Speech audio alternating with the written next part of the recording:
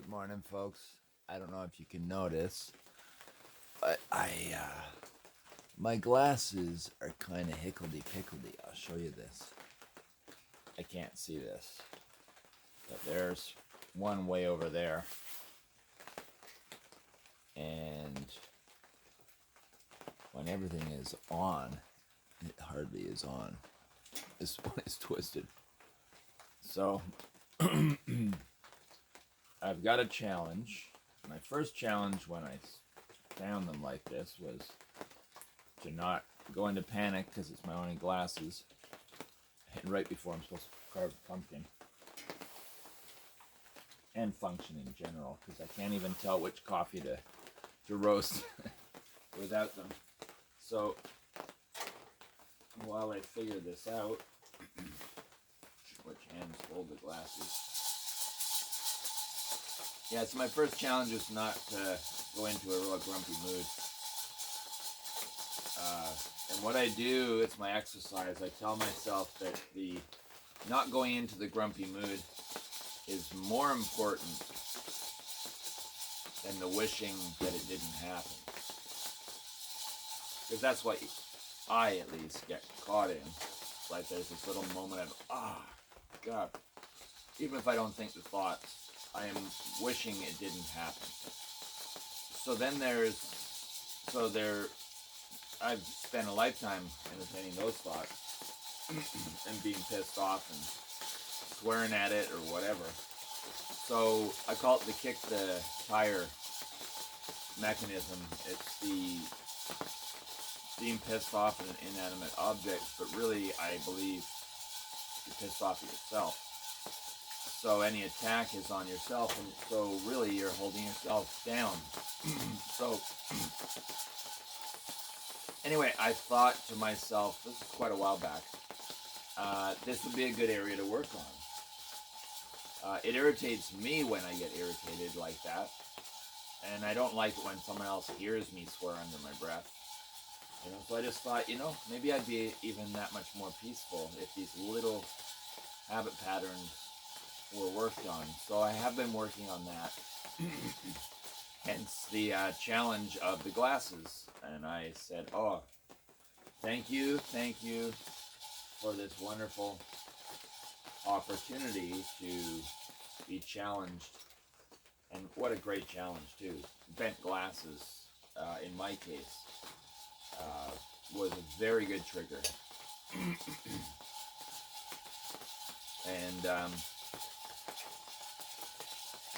I was able to resist, even in the, about 3 hours of the morning.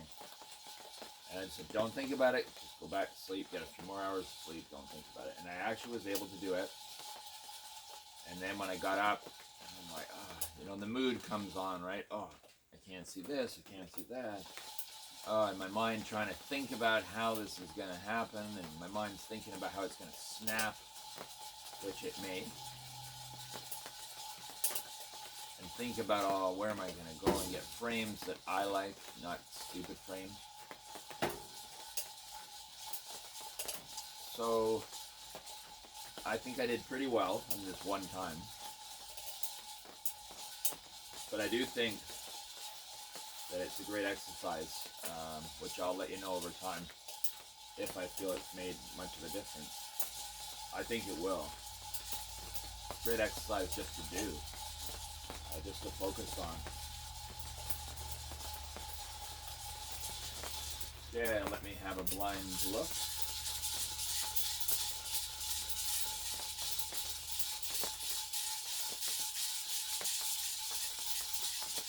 Wait for a moment.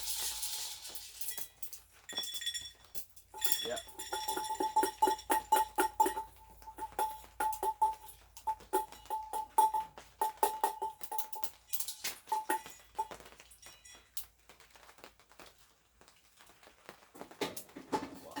There. Keep them going. I don't want them to roast anymore.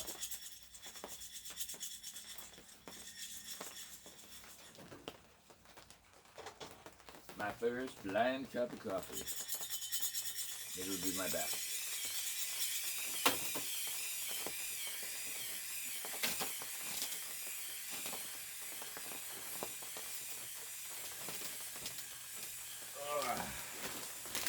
So I'm also contemplating trying out my bathtub.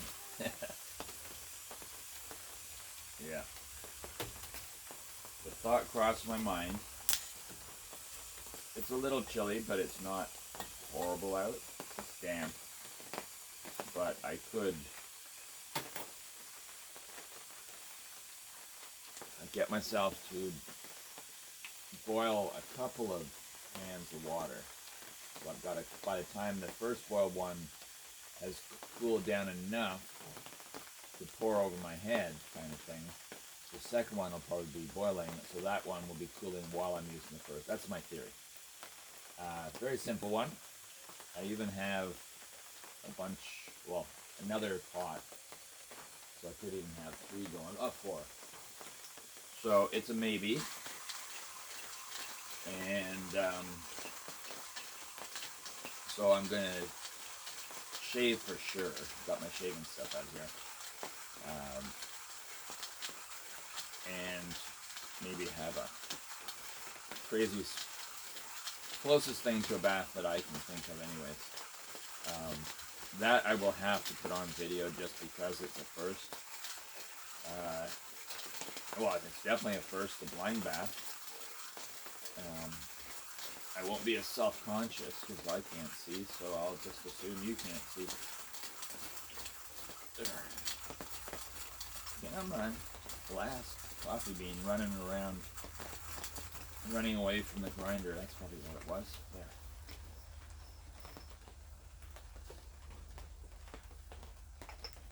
Smells good. Lovely coffee.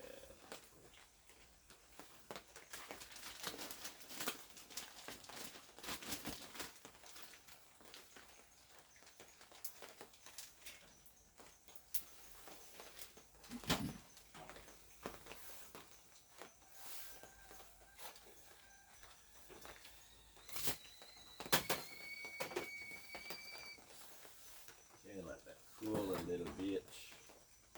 Got that ready. Don't have my cream. And I didn't play coffee. I didn't play coffee this morning. I didn't play music this morning while I'm roasting my coffee. But gotta have a little bit of variation, and music was starting to be common. Actually, on that note, a whole load of music that I kind of brought into my life, and I was loving it, and I was still loving it, but I was just indulging and playing it over and over. I had a whole bunch of concerts and stuff that I'd watch. It was really something. But I hit a saturation point, and most of that music now, although I like to hear it once in a while, I can't listen to it over and over again. I was actually surprised that I could then for a bit. Like, it was just, yeah, this is really good. My poor glasses. How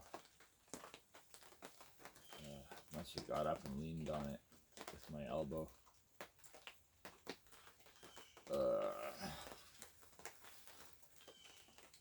Not good.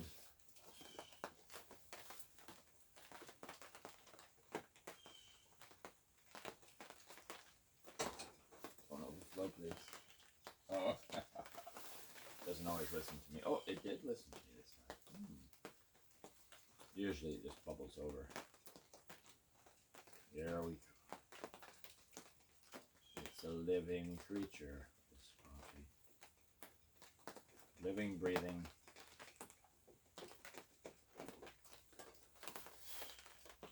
Listened to an Oracle Girl or 2 last night. It was very good. I find she really gets my contemplating heart juices flowing. Just opens me up to new possibilities when I feel too pigeonholed into this, too bottlenecked into this converging bunch of not great options that we have at the moment. I like to listen to people that give me, to open my mind, and I don't want someone that has an answer. There's no such thing.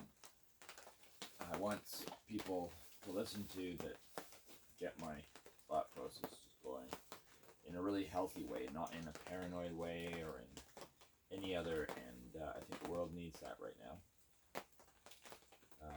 Had enough of being paranoid, people. I think everyone has had a taste of death, fear of.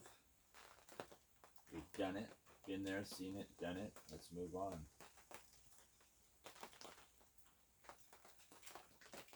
You know, we can move on, by the way. We are allowed. If we choose. If we all choose.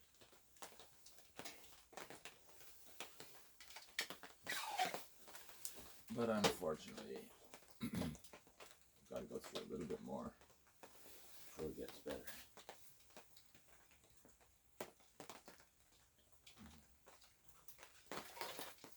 That's probably just about right. Maybe a little bit more water, but I don't think so. Okay, hold on.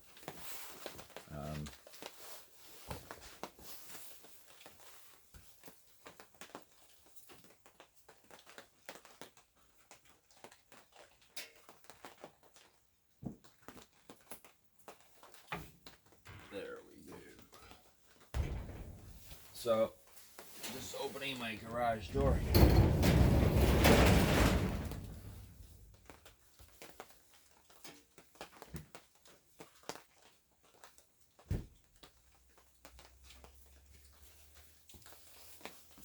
Because that's how I get my cream.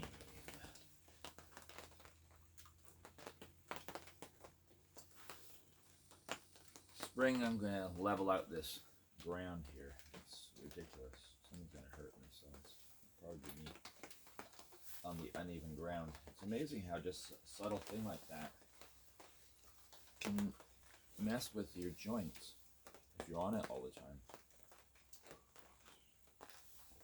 But I guess it's like all those chefs that claim just being on a hard surface, standing all the time, is hard on your body. Being on an uneven one and repetitively back and forth, this will be quite horrible as well. Maui red kituai, top crop. It's not bad. Not bad.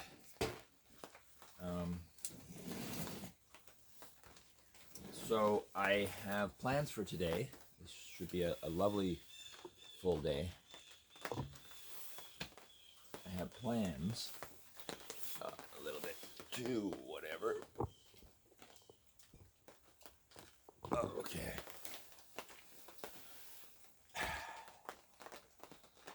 I can just see a lovely fuzzy background, so I'm kind of smiling because I might be horrified. I know what you're looking at, but here's my outdoor kitchen. I've had lots of people over, so got a sore sort of shoulder, neck, a little bit. I'm very lucky. I was on a shitty ladder, not a very tall one, which is why I even allowed myself. And I was working on the chicken coop, and the whole ladder buckled. I mean, like that. And of course I fell, and it fell. And it was very slow motion. And I fell in an awkward way. But in an awkward way that was awkward because I was trying to, in the slow motion, trying to minimize damage. So I did quite well, but there was still, nonetheless, you know, a body falling with a whole bunch of shit. Something's bound to happen. Didn't feel a thing when I did it, and I thought, oh, doesn't feel like a kind of fall that you shouldn't feel anything. And you know, now I can definitely tell it's nothing horrible. I fell well, so that was good. But it is a bit stiff today, I noticed. So I'm starting my pumpkin carving. I bought a small one as kind of a practice element, I think. Who knows, it might end up being my favorite. We'll see. I've got some ideas, and I just want to put them into form in a simplified manner that I might explore next year in a more complicated way. It's a special year right now. Never be the same again, so I want to make this a really important contribution, energy contribution, let's say. I do want to just extend a thank you, express my thanks, my gratitude to Erica and Cole, who were here day before and yesterday, helping out and just making me feel good and inspiring me. Cole cooked for me, amazing chef. Cole's into, he may correct me on this, but he's into a lot of Japanese stuff, anime, martial arts, like really into his martial arts.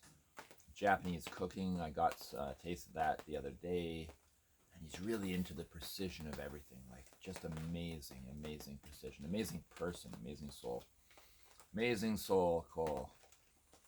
And his mom, Erica, amazing as well, and they brought me all kinds of cool stuff, including a can opener, which I was missing. And I made a really good coffee. And a pair of running shoes, which I have never had for a billion years. It's kind of novel. I think I have to go to a mall and hang out just to test them out perfectly, or a gym, play badminton or something. They do have it up here. I should get involved. I should become social. I think that's what I'm going to do this winter. Be a socialite. I'm going to go to the library a lot, and I'm going to maybe play badminton. I said maybe. Yeah, I think that's what I'm going to do. And I'm going to, over time, create my little coffee house. I can't wait to have my first invitation group to my coffee house whenever that time comes. I don't know when I'll have it done. I guess technically do now, but I want to create a little area where I do my coffee making. We're creating my friends around here, and you're all included. It's not a exclusive thing exactly. It's just we're doing it here. I mentioned it earlier, I think, but what we're doing is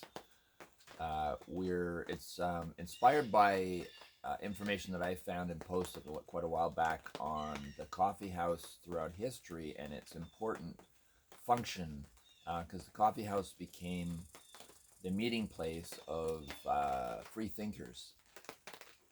So great ideas and thoughts and plans that went into action started in coffee houses. Artists gathered at coffee houses as well. And and then much later in world history, we go to the States, and they had a very unique sort of coffee house element, because they were, as we know, under British rule, and they got tired. Maybe some people loved being taxed, I don't know, but many got tired because it was tea then, British rule, and the tea was very taxed, highly taxed. So certain patriots just said, well, screw you, we're not going to drink your tea, and they drank coffee. So once again, that was quite a bold maneuver. I would have been part of that for sure. And then the coffee house became that place, compared to the tea drinkers, where bold, brave thought and ideas came forth. So based on all this wonderful stuff, globally and in the US more recently, these ideas came forth. And it's already been happening on a less conscious level. People out here do have these little gatherings and stuff. So it wasn't new. It's just with a new focus and with new intent. So now what a bunch of us want to do is we each put our loving energy into creating our own little coffee nook, niche, coffee house. And it's not a commercial thing at all. It's for us to have our friends over to our coffee house. And then, you know, Joe says, well, next week it's my coffee house. And then Sandy says, well, next week after that it's mine. And we do the tour. And you invite guests and bring them in, you know, providing you've let people know that you're bringing someone new, that kind of thing. I think it's going to generate a lot of great ideas and thinking and sharing at this time when sharing is needed. No interest whatsoever in anything polarized, anything closed-minded, anything rules and regulation kind of, you know, the neighborhood Karen kind of thing. Don't want to hear any of that stuff. We're let's just say we're artists. That's it. We're artists, and we are moving through this in an artistic way. Artists and art have always carried us through good and difficult times. We wouldn't be here without art, and I don't think art has the creativity involved in dreaming things into existence has been acknowledged and valued and really given its place, its rightful place in its importance in our functions. I don't think it's been used fully to its maximum. So this is where we're starting, grassroots. It's all happening here. I'm hoping to spur on a pumpkin carving. Whether we need a contest or not, I don't really care, the contest thing, but it'd be fun anyways. It gives you something to do. But I'd like to try and spearhead, maybe starting next year, a pumpkin carving little competition thing. But what I like the idea of, it doesn't have to by any means be the direction I'm going with mine, but I do like the idea of breaking the paradigm. Let's break this old pattern of the, you know, the grinning face. Let's go into some lantern kind of things, some beautiful, like, let's go into how the light inside the pumpkin, inside the jack-o'-lantern, whatever you want to call it, plays on the environment that it's in. A room or outdoors on a step, whatever. That's what I'd like to explore. I'd like to explore it beyond the pumpkin. I'd like to explore just whether it's clay or wood or metal or whatever. I'm just making up stories here. A more permanent lantern would be fun eventually, and for exploring how the light lights up the room. It's quite amazing what effects you can create. And then with the candle flickering, you've got even more cool stuff happening. So there is a lot to explore, just the way you might with a mobile. You know, there's motion and things. So in this case, you've got something unique. But I like the impermanence of it. It's kind of like the sand paintings and things.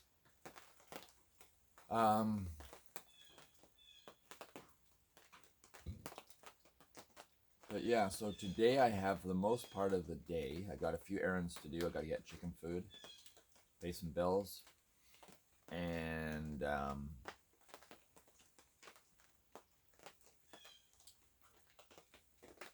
otherwise carving.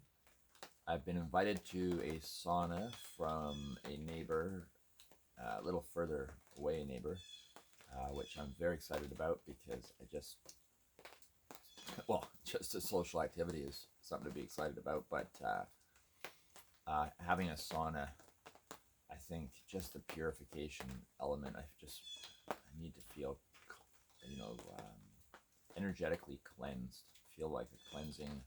And my wonderful friends, Wendy and Mark, and with Samus and Aaron, who invite me up to their sweat lodges all the time, and I haven't, because it's out Havelock area, I haven't been able to get out there yet.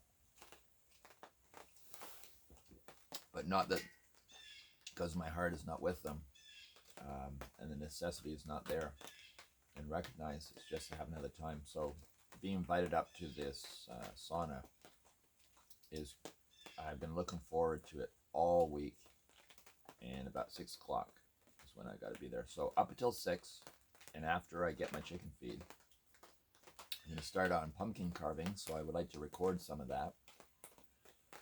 And just to remind you, this is an energy thing, as most things are. I'm starting up these things, which I'd like to continue as energy things for my new world. I either drop things off and they were a one-time thing, or I feel like, okay, this is nice to repeat. So in this case, the pumpkin, I'd like to do that every year. Like the doors, well, I wouldn't do doors every year unless I had a project to be doing. Not opposed to it.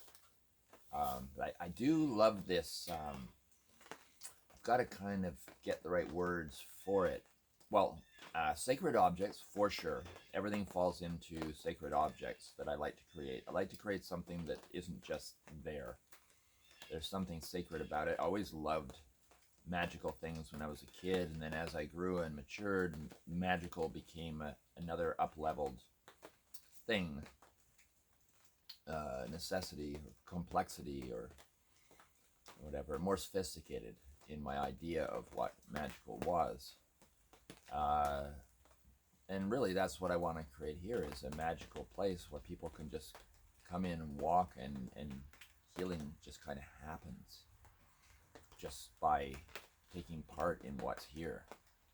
You know, I just want artists to always be around creating stuff. I just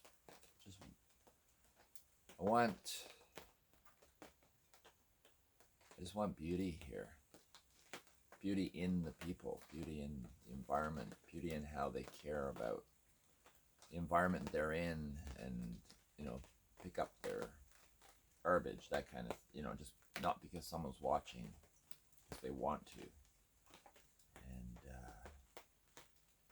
I think the jack-o'-lantern thing, rewriting the whole meaning of it, what potential it has, I think it's amazing, this time period in the year where the veils are the thinnest between the worlds.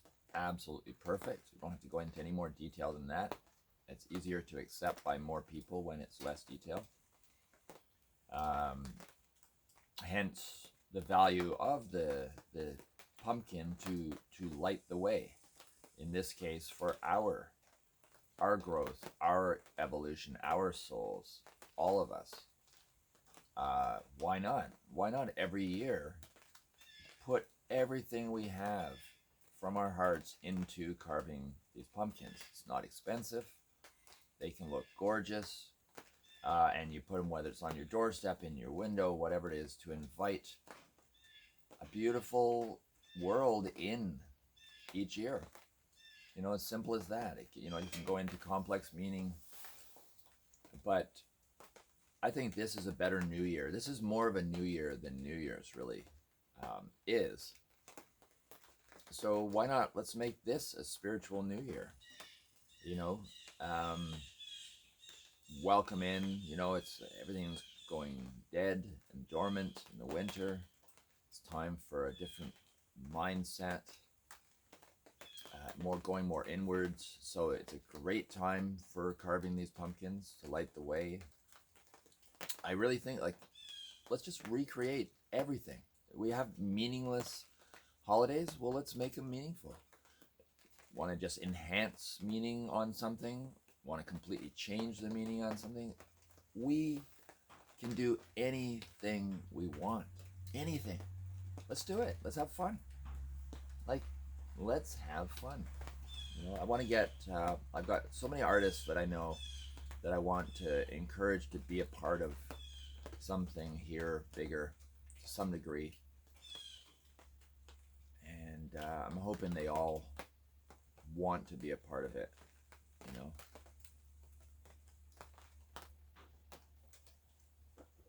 Oh, I think it might be a 2 coffee morning.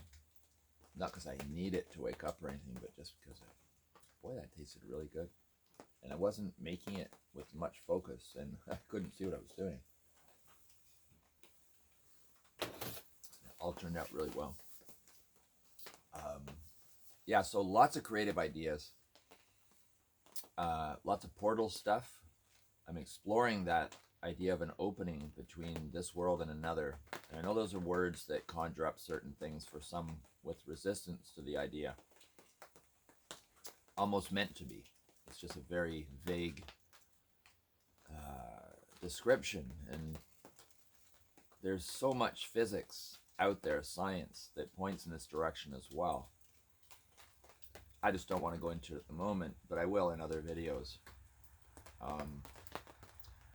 As you know, with Raven's passing, she did intuitively followed her heart and opened a phenomenal healing level portal that I've been working at keeping managed, if you want to, I don't know, for lack of a better word, and open and healthy and healing. And the pumpkin carving falls into that pattern as well, keeping it going. I love this time of year. I sometimes hesitate because it means winter's coming, so I can dread this time of year if I choose to, allow myself to, but I'm choosing to do the opposite of embracing this time of year right now when there's supposed to be a worst winter in 20 years and all this stuff and my concerns about being ready. But I choose to embrace it with love, with open heart. I love myself through this challenge, these challenges that I'm about to, or I am taking part in. Love my process, my challenges with all my heart. The best I can do is to try and match my love for Raven and just put that kind of level into this.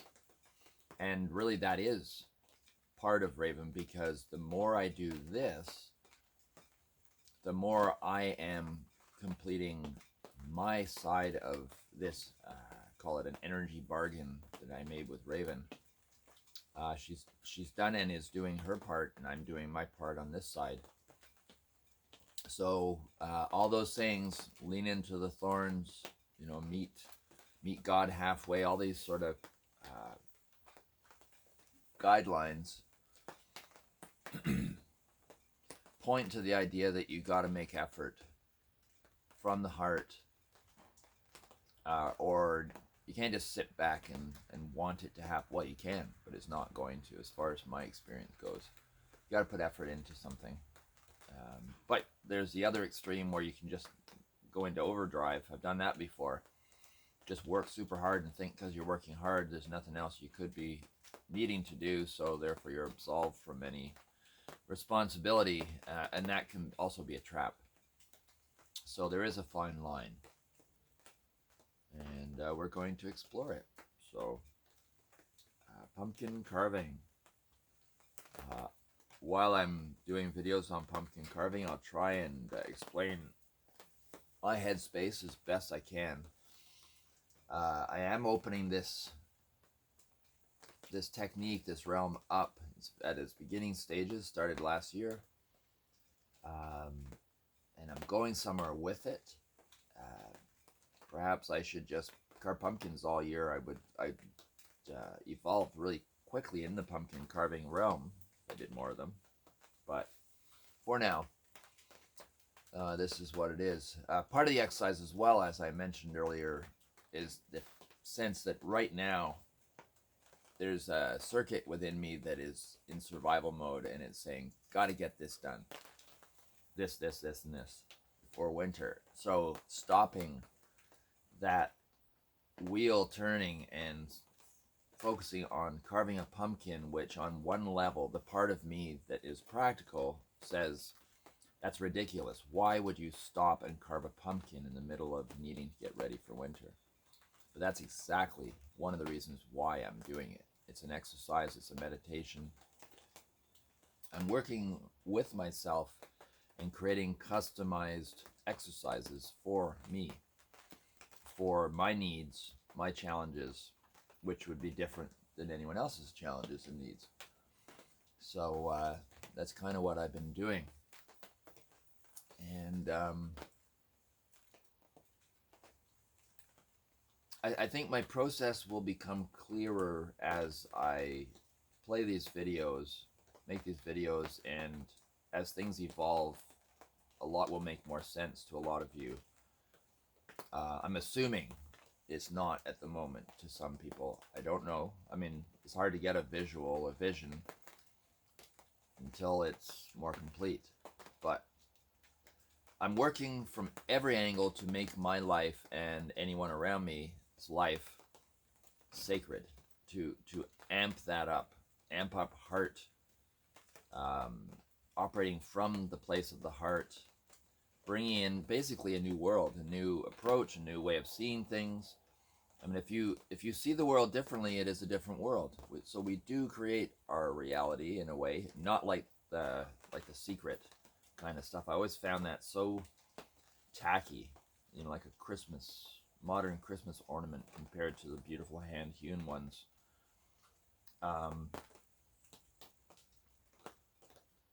Commercialization has just destroyed so much heart-based magic, in the good sense of magic. Just correcting myself for those Christians and others who that word conjures up negative vibes. I don't mean it in that way. I mean the beautiful energy of creativity, of life, of believing in oneself, of humanity, of humans reclaiming their rightful place as part of nature, not as something divorced from nature. So there's just so much to work towards, and that's what I'm working for. I don't want to focus on like what I'm working against. I don't want to work against. I want to work for something, and I'm working from the heart. And really, that's all I need to do, and it's all I can do.